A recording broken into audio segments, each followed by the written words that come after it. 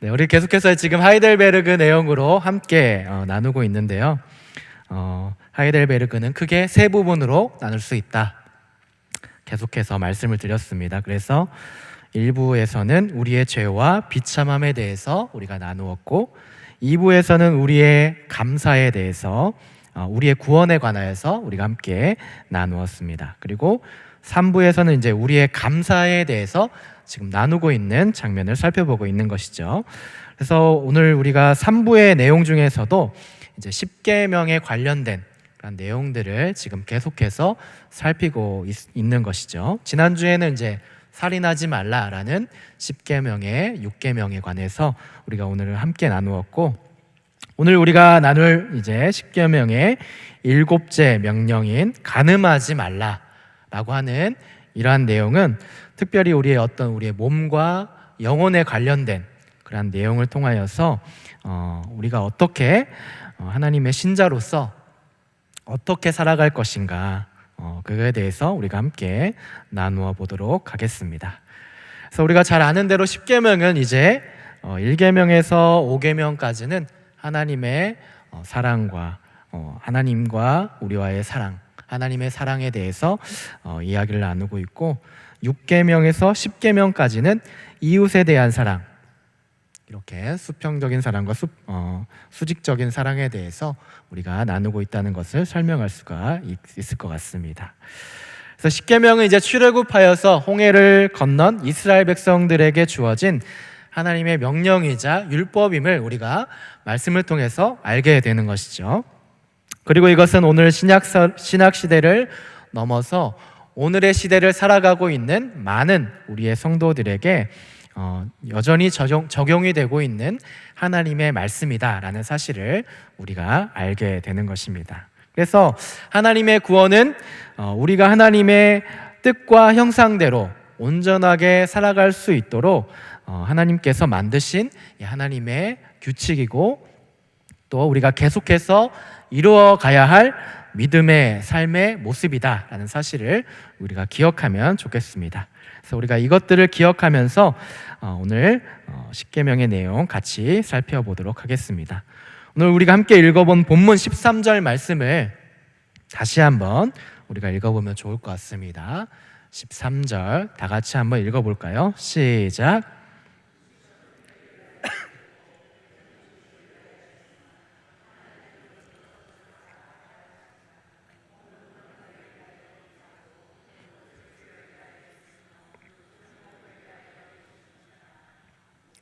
네, 오늘 본문 말씀을 보게 되면 특별히 이제 하반절 말씀에 오늘 10계명인 7계명과 관련된 내용의 말씀이 기록되어져 있는데, 우리의 몸에 대해서 지금 뭐라고 이야기를 하고 있습니까?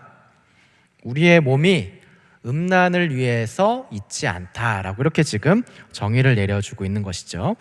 하나님께서 우리에게 허락하신, 우리에게 주신 이 몸이 어떠한지를 우리가 생각해야 된다는 것인데, 하나님의 형상대로 만들어진 우리의 몸은 우리의 마음대로, 우리의 목적대로 살아가는 것이 아니라 하나님의 뜻 가운데 그 목적대로 우리가 살아가야 되는데, 그 몸에 대한 정의를 지금 여기에서 본문에서 밝혀주고 있는 것이죠.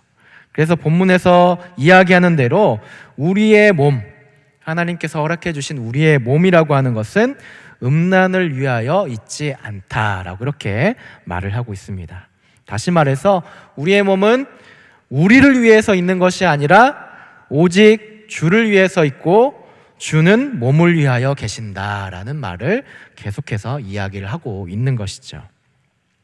곧 이만을 우리가 그리스도의 지체로서 그분에게 속한 어떤 그러한 신분의 몸으로서 삶을 우리가 살아가야 하는데, 그렇게 살지 않고 우리가 때로는 육신의 소욕대로 이렇게 음행의 몸을 위하여 살아가게 된다면 결국에는 그것이 어떻게 된다는 말입니까? 그리스도께 속하지 않게 되는 것이고, 주를 위해서 살아가는 것이 아니라 결국에는 그리스도와 무관한 자신의 몸을 위해서 살아가는 이러한 죄악을 저지르게 된다라는 것을 여기에서 경고하고 있는 것이죠. 그렇기 때문에 우리는 먼저 이것을 기억해야 되는 것이죠.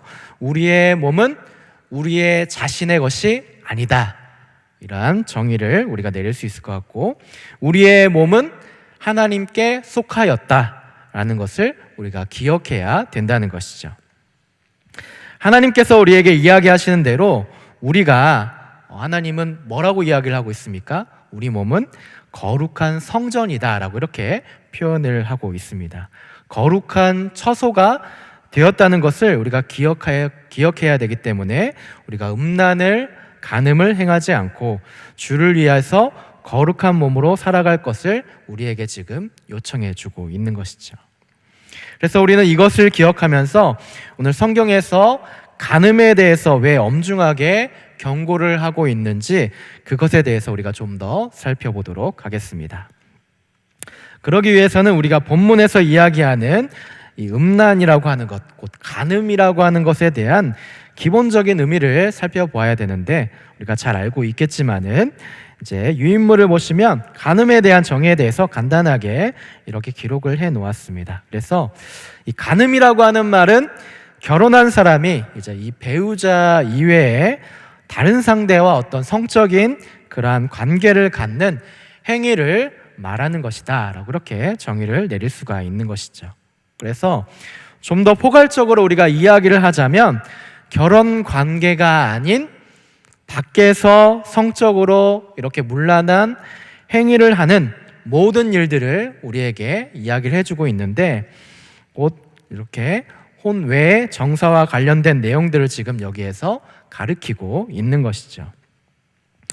이것을 성경에서는 이제 이 간음이라고 하는 표현을 동침 혹은 간통이라고 표현을 하는 것들을 우리가 성경에서 보게 되는 것이죠.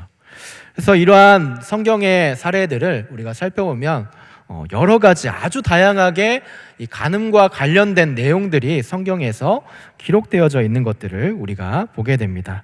유인물을 보시면 매우 많게 이렇게 간음에 대한 그런 성경의 예들을 우리가 살펴볼 수가 있는데, 창세기 35장 22절 말씀을 보게 되면 야곱의 장자 르우벤이 아버지의 첫 비라와 동침함으로써 장자의 권리를 박탈당했다는 그러한 이야기를 성경에서 기록해주고 있습니다.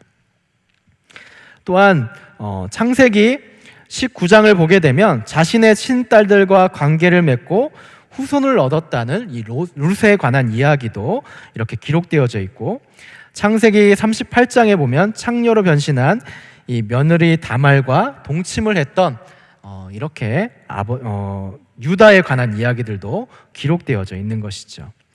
또 블레셋 마을의 가사의 기생과 동침을 했던 이 삼손에 관한 이야기도 성경에 기록되어져 있습니다. 그리고 사무엘상에 보시면 또 성막에 수종드는 여인과 동침을 했던 엘리 대제사장의 두 아들들에 관한 이야기들도 우리가 성경에서 살펴볼 수가 있고요. 자신의 부하였던 이 우리아의 아내를 취했던 다윗에 관한 이야기들도 사무엘 하의 내용에 기록되어져 있는 것이죠. 이렇게 성경에서는 간음과 관련된 다양한 여러 가지의 사례들이 기록되어져 있다는 것이죠. 그렇다면 성경에서는 왜 이렇게 간음과 관련된 여러 가지의 사례들을 보여주면서 우리에게 어떤 경고의 메시지들을 보여주고 있는 것일까요? 결국 이것은 결과적으로 하나님께서 주신 정상적인 이러한 결혼의 관계를 파괴하는 죄악이라는 사실을 우리에게 언급해주고 있고, 또 가정을 무너뜨리고 결국에는 공동체를 이렇게 오염시키는 범죄가 되기 때문에 이러한 성경의 다양한 사례들을 통하여서 우리에게 지금 경고를 하고 있는 것이죠. 그래서 또한 율법에서는 이러한 간음의 행동들을 말하면서 여러 가지 다양한 근친상간이나 또한 동성애나 또 수간 등과 같은 이러한 행동들이 엄격하게 금지되어 있다는 것을 성경을 통하여서 우리에게 알려주고 있는 것이죠. 우리는 하나님의 형상을 이렇게 역행하는 행위들이 성경 속에서 어떠한 결말을 맞이하게 되는지에 대해서도 우리가 보게 되는데, 이런 정상적이지 않은 성적인 범죄에 관하여서 구약에서는 그것을 어떻게 처리를 했습니까? 그들을 돌로 쳐 죽이라는 참혹한 형벌에 이르게 했다는 것을 우리가 살펴볼 수가 있게 되는 것이죠. 더 나아가서 이 구약에서는 이 간음이라는 것을 이제 어떤 행위에 대한 그런 것들에 대해서 이야기하는 것이 아니라 더 나아가서는 이 간음을 영적인 간음으로 보기도 했는데, 이스라엘 백성들이 우상 숭배를 저지르는 그러한 행위들까지도 영적인 간음으로 보기도 했다는 것이죠. 신약에서도 넘어와서도 하나님의 언약 백성들이 하나님을 떠나서 우상을 좇는 행위들과 또 세상의 가치관에 흔들리는, 휩쓸리는 그러한 행위조차도 간음으로 여기는 그러한 모습들도 우리에게 이야기를 하고 있는 것이죠. 또 우리 예수님은 어떻습니까? 공생의 사역 기간을 보시면은 간음에 대한 영적인 교훈을 마태복음에서 이야기를 해주고 있으신데, 우리가 육체적으로 행하는 이 간음뿐만 아니라 여자를 보고 음욕을 품는 그러한 마음조차도 간음이다라고 이렇게 말씀을 해주고 있는 것이죠. 그런데 예수님은 왜 간음을 저지르는 행동이 아닌 이 마음을 품는 이 간음까지도 왜 이렇게 간음이라고 이야기를 하고 있을까요? 음욕을 품는다는 그러한 마음은 자신의 아내가 아닌 다른 어떤 여인에 대해서 이러한 음란한 마음을 가지고 생각하고 하는 것인데, 결국 이렇게 생각하는 그 마음의 죄악의 이러한 동기가 이미 그 사람 마음 안에 있기 때문에 예수님은 이런 마음까지도 결국에는 이미 여인에 대한 순결성과 혼인을 파괴하는 이러한 간음의 죄가 범해졌다고 여기셨다는 것이죠.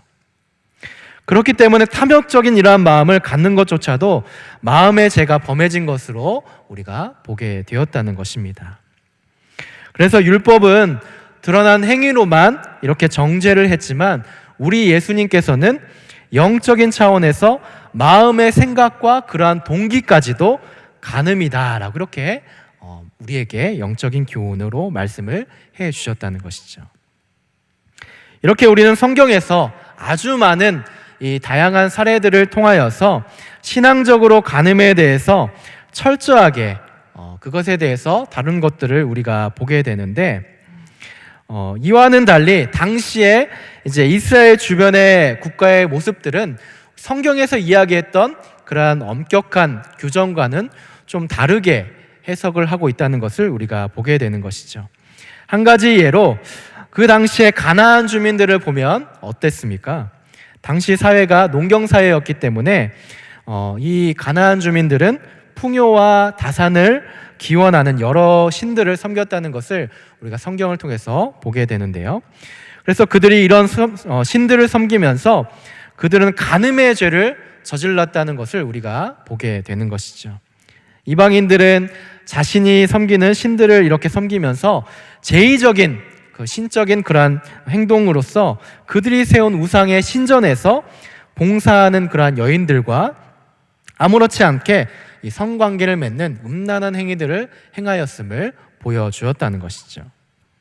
성경은 이렇게 당시 이들이 행했던 행동들도 이렇게 간음의 행위들로 이야기를 하면서 그것에 대해서 경고하고 정죄했다는 것을 우리가 보게 됩니다. 그런데 이스라엘 백성들이 이 가나안 민족들의 그러한 여러 가지 이방 민족들의 행위들을 보면서 그들과 구분되어서 살아가는 것이 아니라 때로는 그들처럼 현혹이 되어서 하나님과 이방신을 섬기는 이들도 당시에 있었다는 것이죠. 더 나아가서는 당시의 헬라와 또 로마 시대에서는 어땠습니까? 종교적으로나 문화적으로나 성적인 생활에 대해서 매우 관대했다는 것을 우리가 보게 되는 것이죠.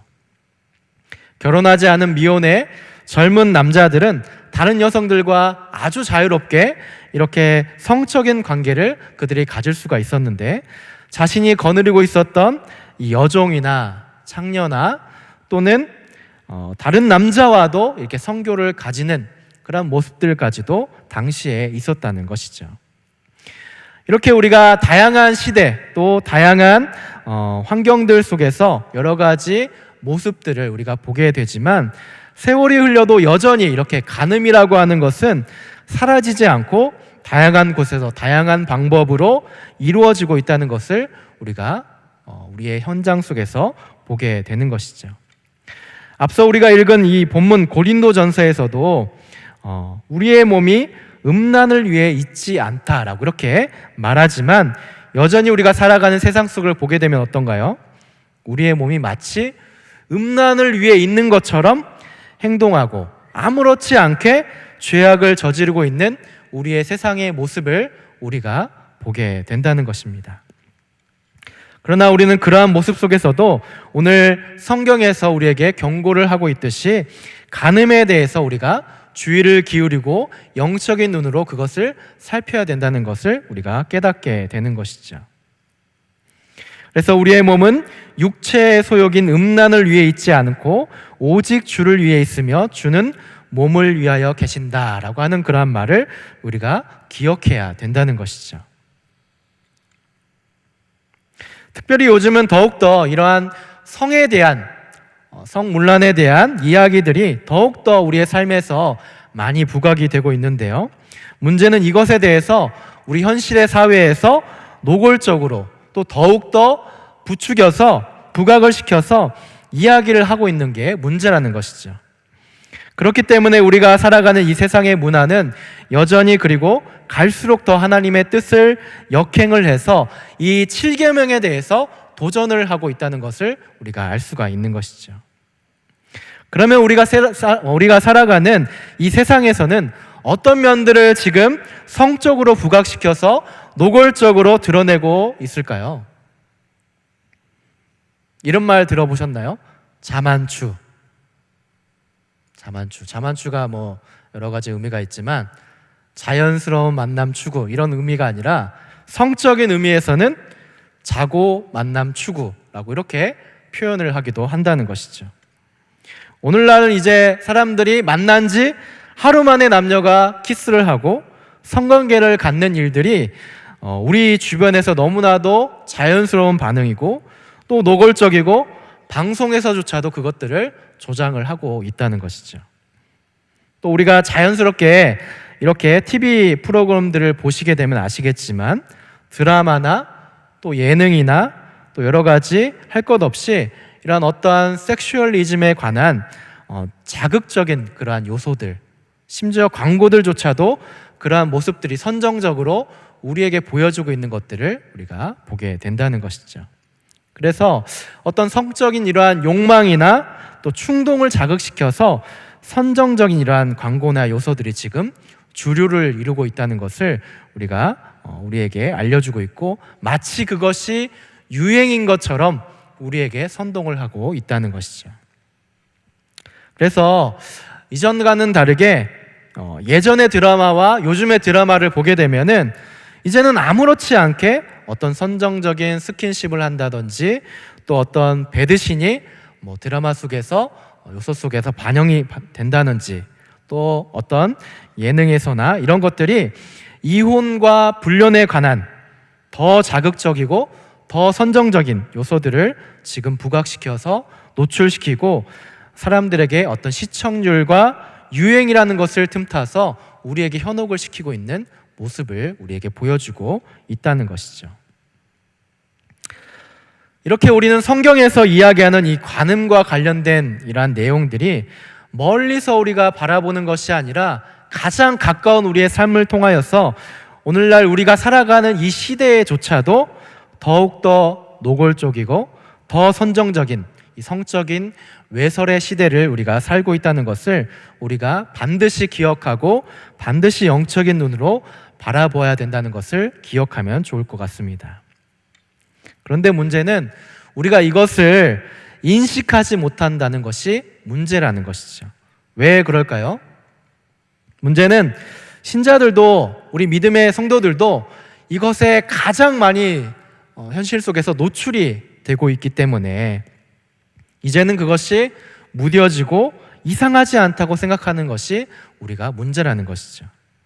너무 많이 이렇게 우리가 자극적이고 선정적인 것들에 노출이 되다 보니까 이제는 7계명에 대한 이 간음에 대한 엄중함과 신중함이 때로는 우리 삶에서도 좀 더 무뎌지고 있다는 말입니다. 그래서 우리가 분별할 수 있는 기준이 상실되고 있다는 것이죠. 이러한 현실 속에서 오늘 우리 교리문답은 우리에게 어떠한 이야기들을 제시하고 있을까요? 먼저 우리 108문을 볼까요? 108문을 보면 이렇게 이야기하고 있습니다. 제7계명에서 하나님께서 원하시는 것은 무엇입니까? 라고 이렇게 이야기를 하고 있는 것이죠. 그러니까 여전히 우리의 현실 속에서 우리가 살아가는 이 세상 속에서 하나님께서 우리에게 원하시는 7계명을 통하여서 하나님께서 우리에게 원하시는 것은 무엇입니까? 라고 이렇게 우리에게 질문할 수가 있을 것 같습니다. 이에 대해서 우리는 어떤 대답을 할 수 있을까요? 우리 답을 한번 같이 읽어보면 좋을 것 같습니다. 답을 한번 읽어볼까요? 시작.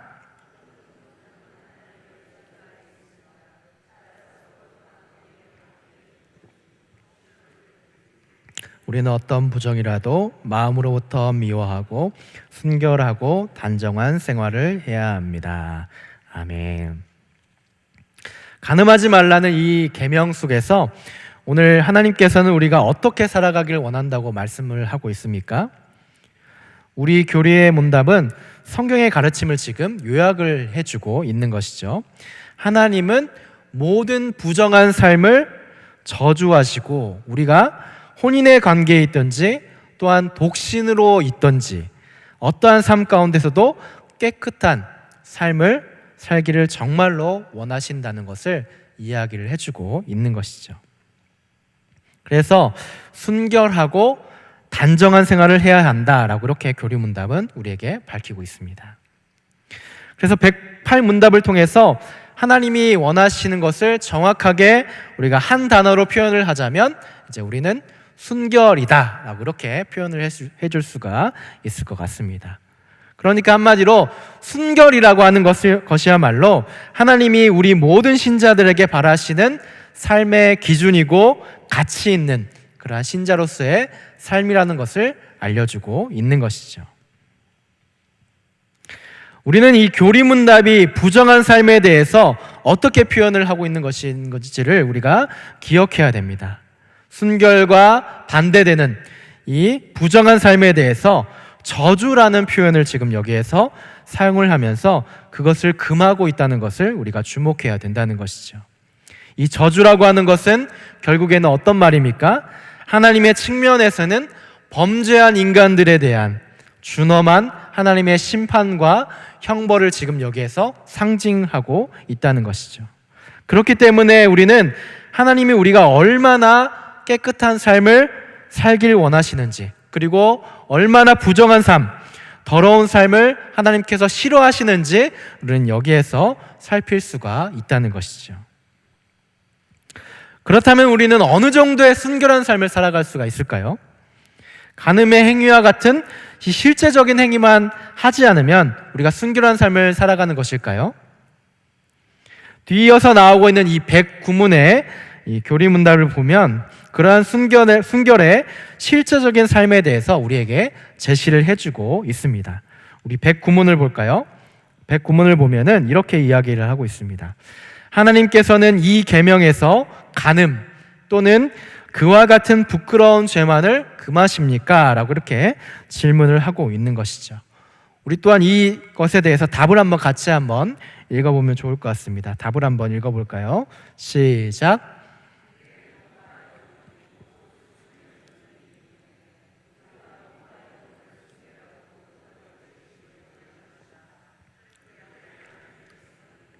부정한 행동이나 몸짓, 말이나 생각이나 욕망, 또한 그리로 유혹하는 모든 것을 금하십니다. 아멘.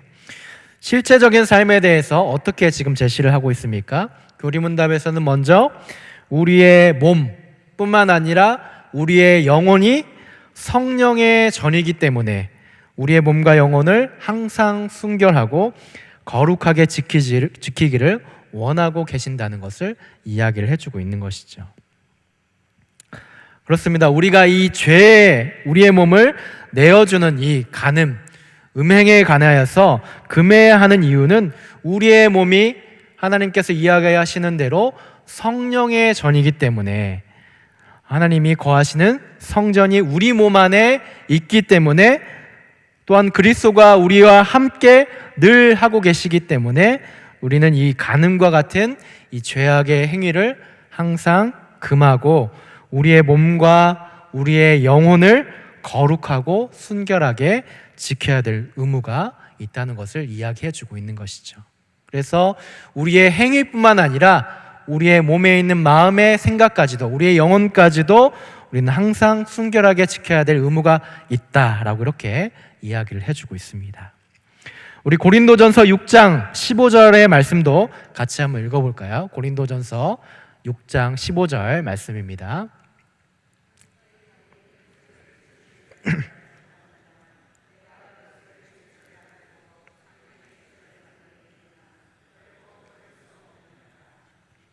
네, 여기에서 우리의 몸이 어떻다고 이야기를 하고 있습니까? 그리스도의 지체다라고 이렇게 표현을 해주고 있습니다. 그러니까 우리의 몸이 결국에는 그리스도와 한 몸으로 우리가 연합이 되었다, 연결이 되었다라고 이렇게 표현해주고 있는 것이죠.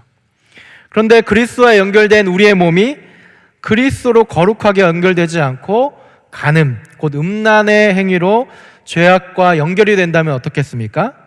그것은 곧 우리가 그리스도의 지체가 더 이상 그리스도의 지체가 아니라 죄악을 행하는 육체, 곧 창녀의 지체가 된다는 말을 여기에서 해주고 있는 것이죠.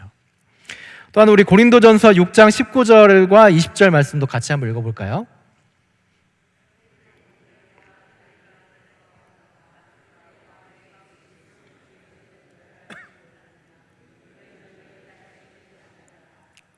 값으로 산 것이 되었으니 그런즉 너희 몸으로 하나님께 영광을 돌리라. 교리문답에서 이야기하듯이 우리의 몸이 성령의 전이다 라고 이렇게 다시 한번 언급해 주고 있는데, 앞에 지금 전제가 뭐라고 표현을 되고 있습니까? 우리의 몸이 우리의 것이 아니라 하나님께로부터 받은 것이다 라고 이렇게 표현을 해주고 있는 것이죠. 우리는 여전히 우리의 몸이 우리의 것이다, 우리 자신의 것이다 해서 우리 마음대로 우리의 생각대로 행동을 하지만, 그렇게 해서 결국에는 죄악을 저지르지만, 가장 중요한 사실은 우리의 자신, 우리의 몸은 하나님께로부터 받은 것이다 라는 사실을 우리가 기억해야 된다는 것이죠. 우리의 몸의 소유권이 우리에게 있지 않다는 것을 지금 본문에서 이야기해주고 있습니다. 그래서 본문에서는 너희는 너희 자신의 것이 아니다 라고까지 표현을 해주고 있는 것이죠. 그리고 20절에 중요한 표현을 사용하고 있는데, 우리의 몸을 값으로 주고 사셨다라고 그렇게 표현을 해주고 있는 것이죠. 우리의 몸이 하나님께서 만드셨고 하나님께서 우리를 지으셨기 때문에 우리가 항상 하나님이 우리를 만드신 분이라는 사실을 우리 마음속으로 새겨야 한다는 것이죠. 그런데 우리가 여전히 그것을 생각하지 못하기 때문에 우리가 죄악을 저지른다는 말입니다.